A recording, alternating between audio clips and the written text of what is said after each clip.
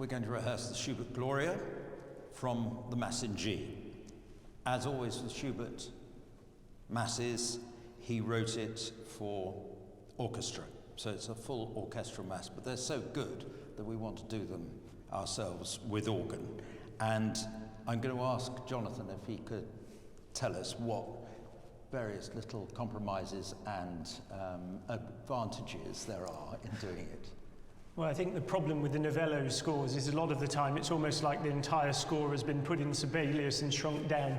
So, I mean, we try and keep it rather light so that the string parts can be heard. The D major scale, apart from being a very scary way to start a piece, is, you know, it needs to be clear so that the choir can hear it, get a sense of the tempo. And then you'll find as we go through, we have to make some compromises to bring out some of the interesting parts, particularly when the soloists are singing, where you've got the wonderful moments with the sort of rum-tum-tum in the bottom line, and then the violins.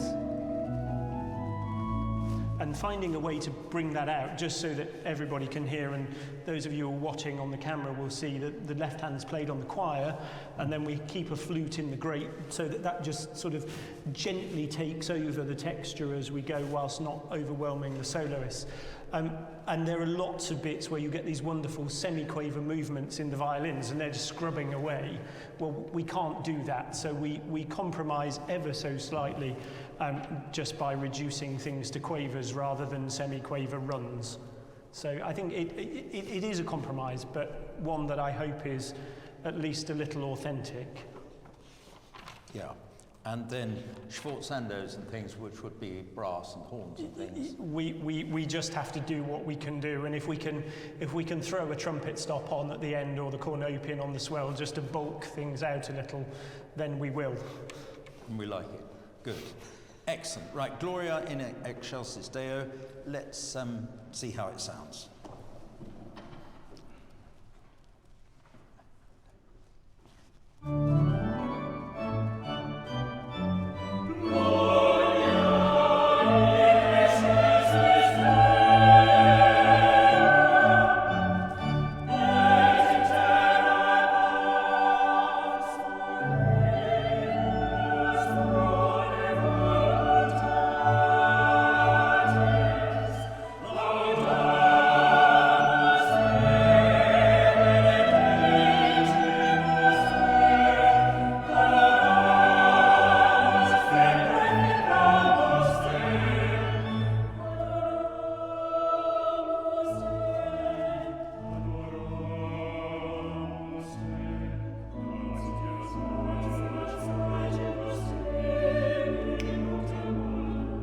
Practice that so we can get exactly on the right notes at the right time.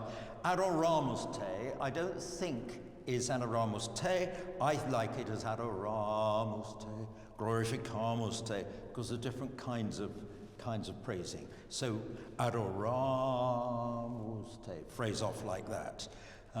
We like doing quite a lot of notes in one breath, and with a choir this size, if somebody thinks, oh, I need an extra breath, it's fine, as long as they breathe at a time different from everyone else. And we've chosen to do crotchet breaths, so things like dicimus te adora, because it's fast enough to need that amount of breath, and it does work. Okay, so let us just carry, let's go from the beginning once again, and let's just check that we can do it and really love it and look up. Here we go.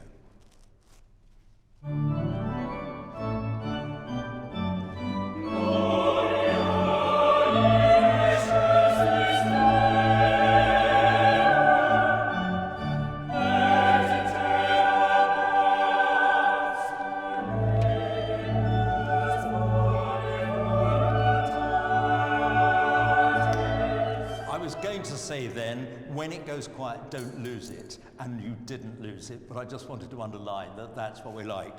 Okay.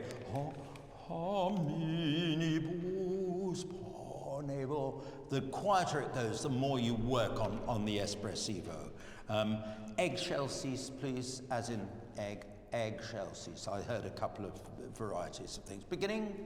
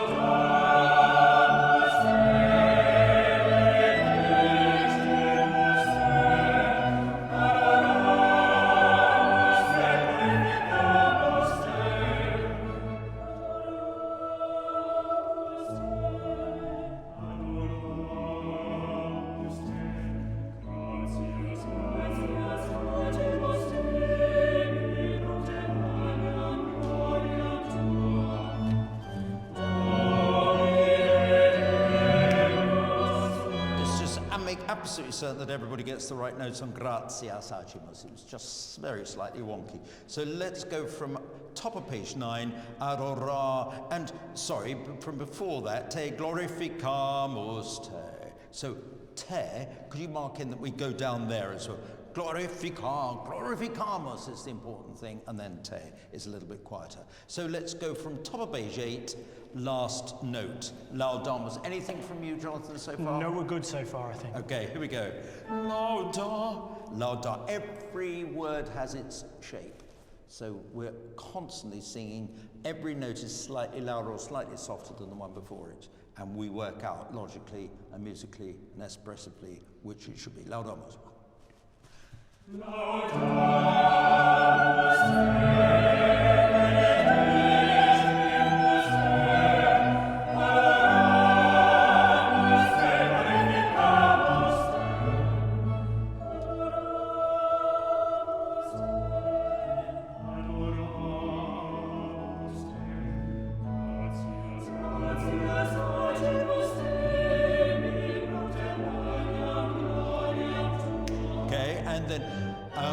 From page 9, ramus te.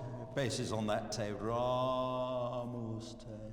And tenors take off that te as if your bass is going into gratia. So crotch it off, both of you. Ramus te.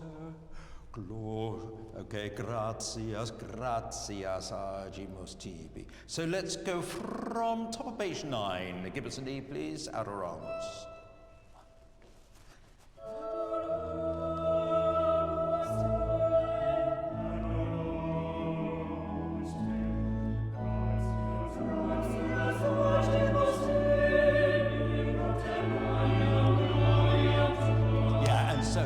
Gratias agimus tibi, we therefore give you thanks. We therefore, thanks, we therefore give you. Gratias agimus tibi, we give them to you. Okay, let's Ralph, go from the basis. Gratias. Could we crescendo in the last 3 bars of 9 on propter maniam, because it's going lower in the voice, but I need to crescendo the organ. Excellent. To hit the forte at the top of the next page. Propter maniam gloriam tu. Yeah, okay. So we're going to crescendo through those bars. Okay, lovely, excellent. We like that. Adoramus te. Let's go from top of page 9, first bar. Give us an E, please. Adora. Make it mean something, that word. Adoramus te.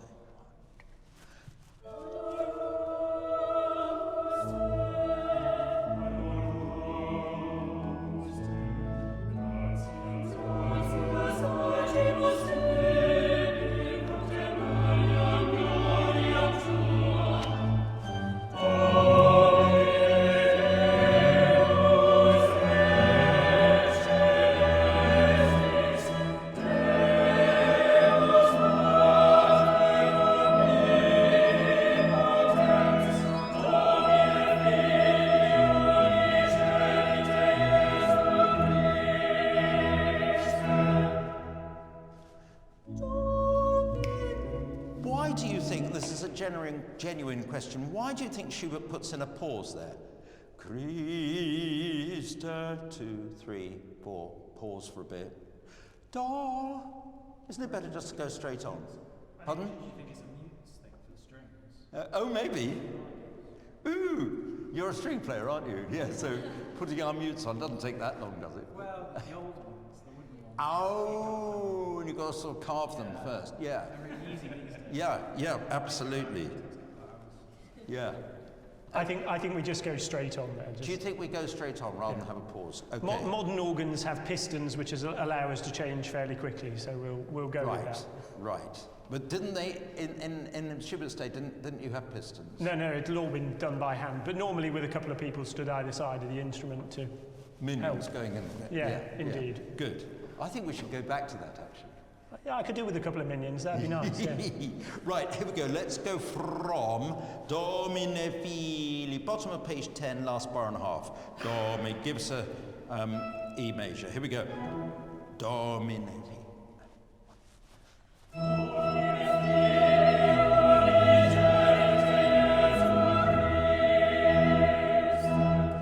So sorry, one other thing. When we have a lone crotchet like that, let's have a full crotchet.